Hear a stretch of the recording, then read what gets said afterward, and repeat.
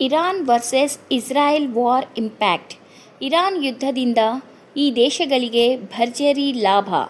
America, Israel ಅಲ್ವೇ ಅಲ್ಲ. ಹಾಗಾದರೆ ಬೇರೆ ಯಾವುವು?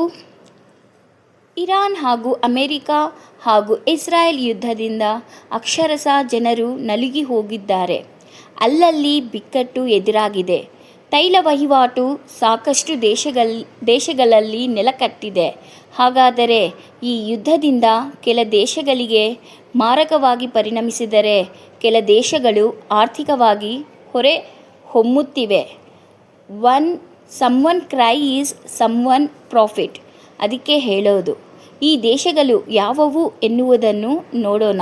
ಮೊದಲು ಅಮೆರಿಕ ಹಾಗೂ ಇಸ್ರಾಯೇಲ್ ಅಂದುಕೊಂಡಂತೆ ಇರಾನ್ ಮೇಲೆ ಹೊಡೆದ ರಣತಂತ್ರ ಫಲಿಸಿದ್ದು ನಿಜ. ಆದರೆ ಇರಾನ್ ಹೊಡೆದ ಪ್ರತಿದಾಳಿಗೆ ಅಮೆರಿಕ, ಇಸ್ರಾಯೇಲ್ ಬಾಹ್ಯವಾಗಿ ಅಲ್ಲದಿದ್ದರೂ ಆಂತರಿಕವಾಗಿ ನೆಲಕಚ್ಚಿವೆ. ಅದಕ್ಕೆ ಇತ್ತೀಚೆಗೆ ಕೆಲ ವರದಿಗಳ ಮಾಹಿತಿಯಂತೆ ಇಸ್ರಾಯೇಲ್ ಸೈನಿಕರ ಕೊರತೆ ಎದುರಿಸಿದೆ ಎನ್ನುವುದನ್ನು ನೋಡಿದ್ದೇವೆ. ಇರಾನ್ ಹೊಡೆತಕ್ಕೆ, ರಣತಂತ್ರಕ್ಕೆ ಶತ್ರು ರಾಷ್ಟ್ರಗಳು ಕಂಗಾಲಾದವು.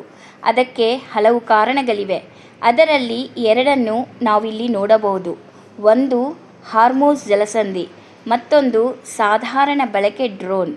ಇದರ ಅರ್ಥ ಎಂದರೆ, ಮೊದಲನೆಯಾಗಿ ಇರಾನ್ ಹಾರ್ಮುಜ್ ಜಲಸಂಧಿ ಮುಚ್ಚಿ ಎಲ್ಲ ಮಿತ್ರ ರಾಷ್ಟ್ರಗಳಿಂದ ಅಮೆರಿಕದ ಮೇಲೆ ಒತ್ತಡ ತಂದಿತು.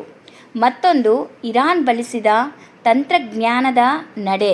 ಇಲ್ಲಿ ಇರಾನ್ ಬಳಸಿದ ಡ್ರೋನ್ ಅತಿ ಕಡಿಮೆ ಬೆಲೆಯಾಗಿದ್ದರೆ ಅಮೆರಿಕ ಆರ್ಮ್ಡ್ ವೆಪನ್ಸ್ ಇರಾನ್ಗಿಂತ 10 ಪಟ್ಟು ಹೆಚ್ಚಿನದಾಗಿತ್ತು.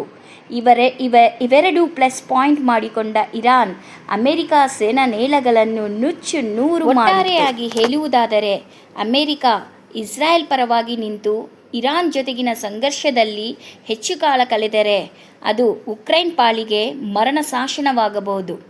ಅಮೆರಿಕದ ಆರ್ಮ್ಡ್ ವೆಪನ್ಸ್ ಇಸ್ರಾಯೇಲ್ ರಕ್ಷಣೆಗೆ ಬಳಕೆಯಾದಷ್ಟು ಉಕ್ರೇನ್ ರಕ್ಷಣಾ ಕವಚ ದುರ್ಬಲಗೊಳ್ಳುತ್ತದೆ. ರಷ್ಯಾ ಈಗ ಇದೇ ಅವಕಾಶಕ್ಕಾಗಿ ಕಾಯುತ್ತಿದೆ. ವಿಶ್ವದ ದೊಡ್ಡಣ್ಣ ಅಮೆರಿಕ ಈಗ ತನ್ನ ಆದ್ಯತೆಗಳನ್ನು ಹೇಗೆ ನಿರ್ಧರಿಸುತ್ತದೆ ಎಂಬುದರ ಮೇಲೆ ಮುಂದಿನ ಮಹಾಯುದ್ಧದ ದಿಕ್ಕು ನಿರ್ಧಾರವಾಗಲಿದೆ. ಯುದ್ಧದಿಂದ ನೇರ ಹಾಗೂ ಪರೋಕ್ಷ ಲಾಭ ಪಡೆಯುವುದು ಯಾವ ದೇಶಗಳೆಂದು ನೋಡುವುದಾದರೆ ಅದು ರಷ್ಯಾ ಮತ್ತು ಅಮೆರಿಕ. ಅದು ಹೇಗೆ ಎಂದರೆ, ಉಕ್ರೇನ್ ವಿರುದ್ಧ ಸಾರಿದ ಯುದ್ಧಕ್ಕೆ ಇರಾನ್ ಡ್ರೋನ್ಗಳನ್ನು ನೀಡಿತು. ಅದು ರಷ್ಯಾದಲ್ಲಿ ವರ್ಕೌಟ್ ಆಯಿತು. ಅದನ್ನೇ ರಷ್ಯಾ ಮುಂದುವರಿಸಿ ಡ್ರೋನ್ ಅಭಿವೃದ್ಧಿ ಪಡಿಸುತ್ತಿದೆ. ಈಗ ಆ ಕೆಲಸವನ್ನು ರಷ್ಯಾ ಮಾಡಿದೆ. ಅಲ್ಲದೆ ಈ ಯುದ್ಧದಿಂದ ರಷ್ಯಾಗೆ ಹಲವು ಲಾಭಗಳಿವೆ. ಒಂದು, ಹಾರ್ಮುಜ್ ಮುಚ್ಚಿರುವುದರಿಂದ ರಷ್ಯಾ ಮೇಲಿನ ತೈಲ ರಫ್ತು ನಿಷೇಧವನ್ನು ಸಡಿಲಗೊಳಿಸಲಾಯಿತು. ಇದು ಆ ದೇಶದ ಆರ್ಥಿಕತೆ ಮುಂದೆ ಬರುವಂತೆ ಮಾಡಿತು.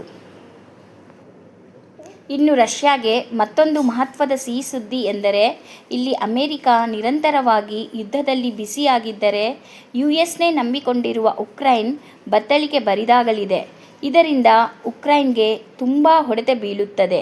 ಇತ್ತ ರಷ್ಯಾ ಮಹತ್ವಾಕಾಂಕ್ಷೆ ಸಾಕಾರಗೊಳ್ಳಬಹುದು ಎಂದು ಅಂದಾಜಿಸಲಾಗಿದೆ. ಇಲ್ಲಿ ರಷ್ಯಾ ಒಂದೇ ಏಟಿಗೆ 2 ಹಕ್ಕಿಗಳನ್ನು ಹೊಡೆದಂತೆ ಕಾಣಿಸಿಕೊಂಡರೂ ಅದೇ ವಾಸ್ತವ.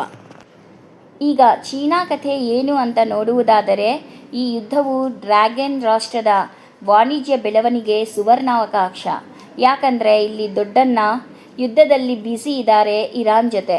ಇವಾಗ ಚೈನಾಗೆ ಇದೇ ಒಂದು ಪ್ಲಸ್ ಪಾಯಿಂಟ್.